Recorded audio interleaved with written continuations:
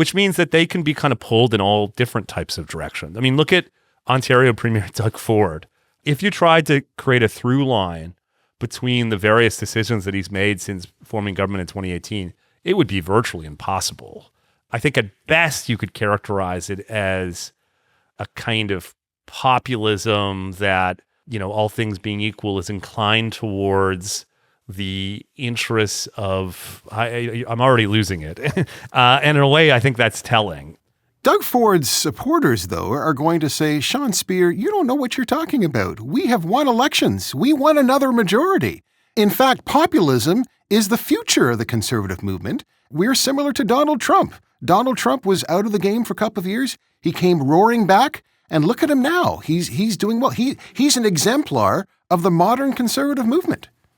So there's no doubt that Doug Ford and the Progressive Conservative Party of Ontario have been electorally successful. In fact, I think at this stage, Doug Ford is one of the most successful conservative politicians in modern Canadian history, having won 3 consecutive majorities in which he's managed to, for all intents and purposes, really marginalize his traditional opponents. The Liberal Party of Ontario seems to be in some disarray.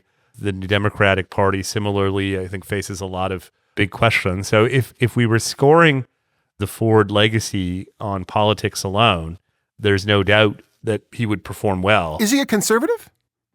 I don't think so. Why not? I mean, he's a conservative. He claims to be. Corey Tonick, his advisor, says he is. What? He's a conservative in name, for sure. I mean, he is the leader of the Progressive Conservative Party. So why is he not? Why is he not, Sean Speer, a conservative? I think if you look at his track record over the past several years and you try to discern where there has been accomplishments rooted in conservative ideas and conservative values, it's pretty hard to produce much of a list. There's been some marginal improvements on the apprenticeship and skills training file when former Labor Minister Monty McNaughton was there.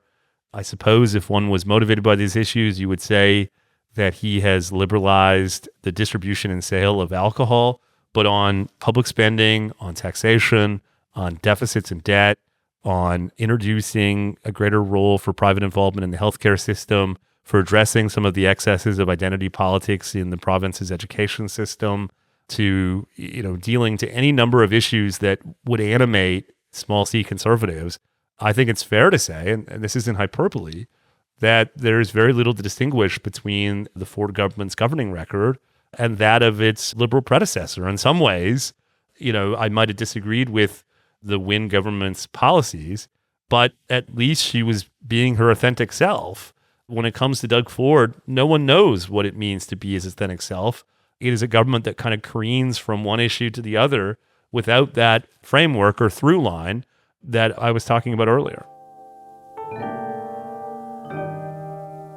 You've been listening to a clip of In Bed with the Elephant with me, your host, Adrian Harewood. Be sure to check out the podcast on Apple Podcasts, Spotify, Amazon, iHeartRadio, and YouTube. And please be sure to like and subscribe to the podcast and write a review. We love hearing from you.